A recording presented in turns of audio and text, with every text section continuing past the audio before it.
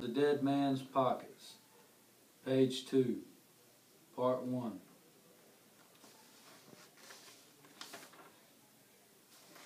He knelt at the window and stared at the yellow paper for a full minute or more, waiting for it to move, to slide off the ledge and fall, hoping he could follow its course to the street, and then hurry down in the elevator and retrieve it.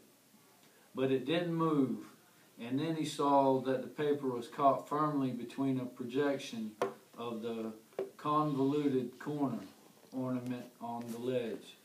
He thought about the poker from the fireplace, then the broom, then a mop, discarding each thought as it occurred to him. There was nothing in the apartment long enough to reach that paper. It was hard for him to understand that he actually had to abandon it. It was ridiculous, and he began to curse. Of all the papers on his desk, why did it have to be this one in particular? On 4 long Saturday afternoons, he had stood in supermarkets counting people who passed certain displays, and the results were scribbled on that yellow sheet. From stacks of trade publications, gone over page by page in snatched half hours at work and during evenings at home, he had copied facts, quotations, and figures onto that sheet, and he had carried it with him to the public library on 5th Avenue, where he'd spent a dozen lunch hours and early evenings adding more. All were needed to support and lend authority to his idea for a new grocery store display method.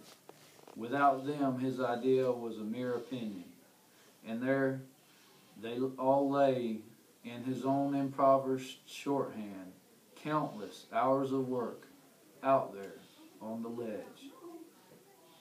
For many seconds he believed he was going to abandon the yellow sheet, that there was nothing else to do. The work could be duplicated, but it would take 2 months, and the time to present this idea was now, for use in the spring display.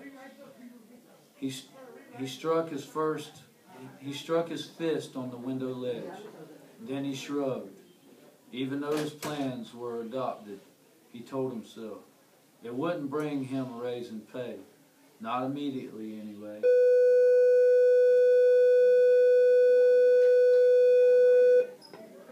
Or as a direct result. It won't bring me a promotion either, he argued, not of itself.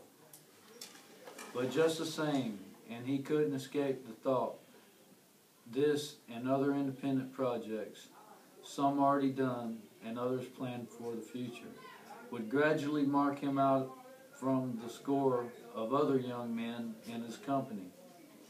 They were the way to change from a name on the payroll to a name in the minds of the company officials.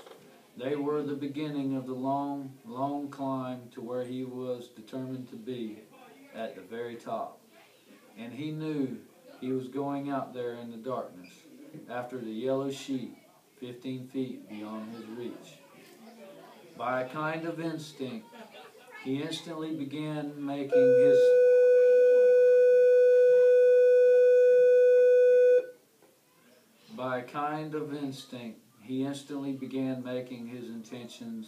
intention acceptable to himself by laughing at it. The mental picture of himself sliding along the ledge outside was absurd. It was actually comical, and he smiled. He imagined himself describing it. It would make a good story at the office, and it occurred to him, would add a special interest and importance to his memorandum, which would do it no harm at all. End of part 1, page 2.